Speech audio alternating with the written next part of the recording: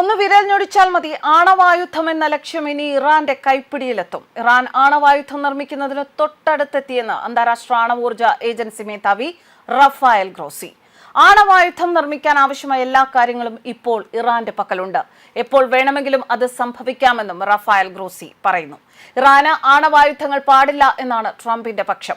ഇത് വ്യക്തമാക്കുന്ന കത്ത് ട്രംപ് കഴിഞ്ഞ മാസം UAE വഴി ഇറാൻ പരമോന്നത നേതാവ് അയത്തുള്ള അലി ഖമനേയിക്ക് കൈമാറിയിരുന്നു.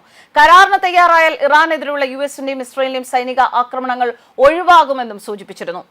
ഫ്രഞ്ച് മാധ്യമമായ ലെ മൊണ്ടയ്ക്ക് നൽകിയ ഒരു അഭിമുഖത്തിലാണ് ഗ്രോസി ഇക്കാര്യങ്ങൾ പറഞ്ഞിരിക്കുന്നത്. ആണവായുധം സ്വായത്തമാക്കുന്നതിൽ നിന്ന് ഇറാൻ ഒട്ടും അകലെയല്ല എന്നും ഗ്രോസിയുടെ മുന്നറിയിപ്പ്. ആണവ പദ്ധതികളുമായി ചർച്ചയ്ക്കായി ഇറാനിലേക്ക് തിരിക്കുന്നതിന് മുൻപാണ് ഗ്രോസിയുടെ ഈ പരാമർശം എന്നതും ശ്രദ്ധേയം. ആണവ പദ്ധതിയിലെ പുരോഗതികൾ നിരീക്ഷിക്കുന്നതിന് വേണ്ടിയാണ് ഗ്രോസി ഇറാനിലേക്ക് പോകുന്നത്. ആണവായുധം നിർമ്മിക്കുക എന്നത് ജിഗ്സോ പസിൽ പോലെയാണ്. ഇറാന്റെ പക്കൽ ഇപ്പോൾ അതിനുള്ള എല്ലാ സാമഗ്രികളുമുണ്ട്. ഇനി അവയെ ഒന്നിപ്പിക്കുക മാത്രമേ വേണ്ടൂ. അണുബോംബ് ഉണ്ടാക്കുന്നതിൽ നിന്ന് അധികം അകലെ അല്ല ഇറാൻ. അതെപ്പോൾ വേണമെങ്കിലും നടന്നേക്കാം എന്നാണ് ഗ്രോസി പറയുന്നത്. UN-ന്റെ കീഴിലുള്ള സ്വതന്ത്ര സംഘടനയാണ് അന്താരാഷ്ട്ര ആണവോർജ ഏജൻസി. 2015-ൽ UN-ലെ 5 രക്ഷാസമിതി സ്ഥിരാംഗങ്ങളുമായി ചേർന്ന് ഒപ്പുവെച്ച ഉടമ്പടി പ്രകാരം ഇറാന്റെ ആണവ പദ്ധതികൾ നിരീക്ഷിക്കുന്ന ഏജൻസിയാണ് IAEA. Barack Obama US president ആയിരുന്ന സമയത്താണ് സുപ്രധാനമായ ഉടമ്പടി യാഥാർത്ഥ്യമായത്. എന്നാൽ പിന്നാലെ അധികാരത്തിൽ വന്ന ഡൊണാൾഡ് ട്രംപ് 2015-ൽ ഈ ഉടമ്പടിയിൽ നിന്ന് പിന്മാറി. രണ്ടാമതും അധികാരത്തിൽ വന്നതിന് പിന്നാലെ പുതിയ കരാറിനായി ഇറാനെ നിർബന്ധിക്കുകയാണ് ട്രംപ് ചെയ്യുന്നത്. എന്നാൽ ഭീഷണിക്ക് വഴങ്ങില്ല എന്നാണ് ഇറാൻ വ്യക്തമാക്കിയിരിക്കുന്നത്. ഈ സാഹചര്യത്തിലാണ് റഫായൽ ഗ്രോസിയുടെ പ്രസ്താവന വരുന്നത്. ഡൊണാൾഡ് ട്രംപ് ആദ്യത്തെ തവണ പ്രസിഡന്റ് ആയതിനു പിന്നാലെ 2018-ലാണ് ഇറാനുമായുള്ള ആണവ കരാറിൽ നിന്ന് അമേരിക്ക ഏകപക്ഷീയമായി പിന്മാറിയത്. ഇറാനും യൂറോപ്യൻ രാജ്യങ്ങളുമായി നീണ്ട 12 വർഷത്തെ ചർച്ചകൾക്ക് ശേഷമായിരുന്നു 2015-ൽ Joint Comprehensive Plan of Action എന്നറിയപ്പെടുന്ന കരാർ നിലവിൽ വന്നത്. ഇറാനും അമേരിക്കയും ഉൾപ്പെടെ 6 ലോകശക്തികളും യൂറോപ്യൻ യൂണിയനുമായിരുന്നു കരാറിന്റെ പങ്കാളികൾ. അതിൽ നിന്ന് അമേരിക്ക പിന്മാറിയ ശേഷവും ആണവ കരാർ പുനരുജ്ജീവിപ്പിക്കാൻ ചർച്ചകൾക്ക് സന്നദ്ധരാണ് എന്ന സൂചന ഇറാൻ പലപ്പോഴും നൽകിയിരുന്നു. ഒമാന്റെയും ഖത്തറിന്റെയും മധ്യസ്ഥ ഇറാനും അമേരിക്കയും പരോക്ഷമായി ചർച്ചകൾ നടത്തുകയും ചെയ്തിരുന്നു. എന്നാൽ അതൊന്നും ഫലവത്തായില്ല. എന്നാൽ ട്രംപ് വീണ്ടും അധികാരത്തിലെത്തിയതോടെയാണ് ഇക്കാര്യത്തിൽ വീണ്ടും ചർച്ചകൾക്ക് തുടക്കമാകുന്നത്. എന്നാൽ ആണവ കരാറിൽ ഒപ്പിടാൻ ഇറാൻ തയ്യാറായില്ല എങ്കിൽ ബോംബിട്ട് തകർക്കും എന്ന ഭീഷണി മേഖലയെ വീണ്ടും സംഘർഷത്തിലാക്കുന്നതാണ്. ട്രംപിന്റെ ഭീഷണിക്ക് മുന്നിൽ ഇറാൻ എന്ത് ചെയ്യും എന്നത് പശ്ചിമേഷ്യയെ കാത്തിരിക്കുന്ന ഒരു ഉത്തരം തന്നെയാണ്. ഇറാനും അമേരിക്കയും തമ്മിലുള്ള ശത്രുത ഇന്നോ ഇന്നലെയോ തുടങ്ങിയതല്ല. ഇറാനിലെ ഇസ്ലാമിക വിപ്ലവത്തെക്കാൾ പഴക്കമുണ്ട് ഇവർ തമ്മിലുള്ള ശത്രുതയ്ക്ക്. അതിന്റെ വേര് ചുകഞ്ഞു പോയാൽ എത്തി നിൽക്കുക 1953-ലെ അട്ടിമറിയിലാണ്.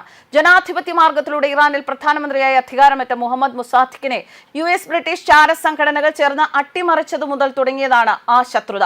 ഇറാന്റെ എണ്ണ വിപണിയിലെ നിർണായക ശക്തികളായിരുന്ന അമേരിക്കയുടെയും ബ്രിട്ടന്റെ എണ്ണ കമ്പനികളെ ദേശസാൽക്കരിക്കാനുള്ള മുസാദിഖിന്റെ തീരുമാനമാണ് അട്ടിമറിക്ക് വളമിട്ടത്. പിന്നാലെ അധികാരത്തിലെത്തിയത് അമേരിക്കയുമായി അടുപ്പമുണ്ടായിരുന്ന മുഹമ്മദ് റൈസ ഷാ പഹൽവിയായിരുന്നു. എന്നാൽ പ്രക്ഷോഭങ്ങൾക്ക് പിന്നാലെ അദ്ദേഹത്തിന് രാജ്യം വിടേണ്ടി വന്നു. 1979 ഏപ്രിൽ 1-ന് അയത്തുള്ള ഖമേനിയുടെ നേതൃത്വത്തിൽ ഇസ്ലാമിക് റിപ്പബ്ലിക് ഓഫ് ഇറാൻ നിലവിൽ വന്നതിനു പിന്നാലെ US-ഉം ഇറാനും തമ്മിലുള്ള അസ്വാരസ്യങ്ങൾ പാരമ്യത്തിലെത്തി. അടുത്ത സുഹൃത്തായിരുന്ന പഹൽവിയെ അയത്തുള്ള ഖമേനി പുറത്താക്കിയത് അമേരിക്കയെ ചെറുതായിട്ടൊന്നുമല്ല ചൊടിപ്പിച്ചത്. ഇറാനുമേൽ 1979-ൽ ആദ്യമായി ഉപരോധം ഏർപ്പെടുത്തിയ അമേരിക്ക തൊട്ടടുത്ത വർഷം അവരുമായുള്ള നയതന്ത്ര ബന്ധം വിച്ഛേദിച്ചു. 1995-ൽ ഇറാനുമേൽ സാമ്പത്തിക ഉപരോധം ഏർപ്പെടുത്തിയ US 2006-ൽ ഉപരോധം ശക്തിപ്പെടുത്തുകയായിരുന്നു. 2015-ൽ ആണവ കരാറിൽ ഇറാൻ ഒപ്പിട്ടതോടെ പ്രശ്നങ്ങൾ പരിഹരിക്കപ്പെട്ടേക്കും എന്ന തോന്നലുണ്ടായി. എങ്കിലും മാറ്റങ്ങളൊന്നും ഉണ്ടായില്ല. European union, China, France, Russia, UK, Germany, US എന്നിവർ ഉൾപ്പെട്ട ആണവ കരാറിൽ നിന്ന് പിന്മാറുന്നുവെന്ന് ഡൊണാൾഡ് ട്രംപ് ഏകപക്ഷീയമായി തീരുമാനമെടുത്തതിന് പിന്നാലെ കാര്യങ്ങൾ വീണ്ടും സങ്കീർണമായി. 2 രാജ്യങ്ങളും യുദ്ധത്തിന്റെ വക്കിലെത്തിയ അവസരങ്ങളും നിരവധി. എന്നാൽ ഇറാനുമായി ഒരു യുദ്ധമുണ്ടായാൽ അത് സങ്കല്പിക്കാനാകുന്നതിനപ്പുറം നാശനഷ്ടങ്ങൾ വരുത്തിവെക്കുമെന്ന് അമേരിക്കയ്ക്ക് മറ്റാരേക്കാൾ നന്നായി അറിയാം. അതുകൊണ്ട് തന്നെയാണ് 2 രാജ്യങ്ങളും ഒരു സായുധ സംഘർഷത്തിലേക്ക് നീങ്ങാതിരുന്നതും. പക്ഷേ ട്രംപിന്റെ പുതിയ പ്രഖ്യാപനങ്ങൾ വന്നതോടെ പശ്ചിമേഷ്യയിൽ വീണ്ടും യുദ്ധഭീതി തന്നെയാണ്.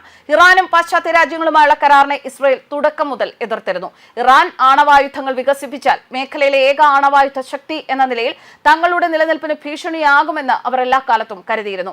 2013-ൽ ചർച്ചകൾ നടന്നുകൊണ്ടിരിക്കുമ്പോൾ തന്നെ ഇതൊരു മോശം കരാറാണ് എന്ന് US കോൺഗ്രസിനെ അഭിസംബോധന ചെയ്തുകൊണ്ട് ഇസ്രയേൽ പ്രധാനമന്ത്രി ബെഞ്ചമിൻ നെതന്യാഹു പറഞ്ഞു.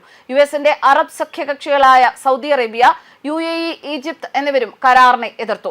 2017-ൽ അമേരിക്കൻ പ്രസിഡന്റായി ഡൊണാൾഡ് ട്രംപ് അധികാരമേറ്റ ഒരു വർഷത്തിന് ശേഷം 2018 മെയ് മാസത്തിൽ കരാറിൽ നിന്ന് പിന്മാറുന്നുവെന്ന് അമേരിക്ക പ്രഖ്യാപിച്ചു.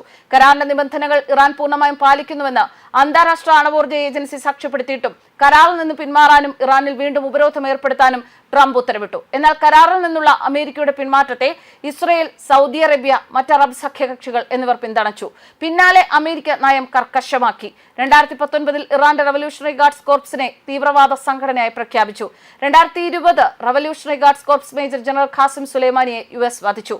ആ വർഷം അവസാനം ഇറാനിയൻ ആണവ ശാസ്ത്രജ്ഞൻ മൊഹസൻ ഫക്രിസാദയും കൊല്ലപ്പെട്ടു.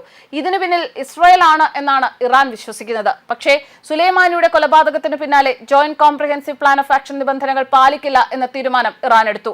2021 ബൈഡൻ ഭരണകൂടം അധികാരമേറ്റപ്പോൾ US വീണ്ടും കരാറിന്റെ ഭാഗമായേക്കും എന്ന് പ്രതീക്ഷിക്കപ്പെട്ടിരുന്നു. എന്നാൽ 2021 ജൂണിൽ ഇറാനിൽ പ്രസിഡന്റ് ഇബ്രാഹിം റൈസിയുടെ കീഴിൽ ഒരു യാഥാസ്ഥിതിക സർക്കാർ അധികാരത്തിലെത്തിയതോടെ കാര്യങ്ങൾ മാറി.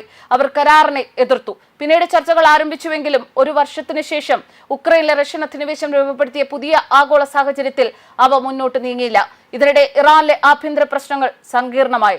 2022 ഡിസംബറോടെ കരാറിൽ നിശ്ചയിച്ച പരിധിക്കപ്പുറം ഇറാൻ ആണവ പ്രവർത്തനങ്ങൾ പുനരാരംഭിക്കുകയും ചെയ്തു.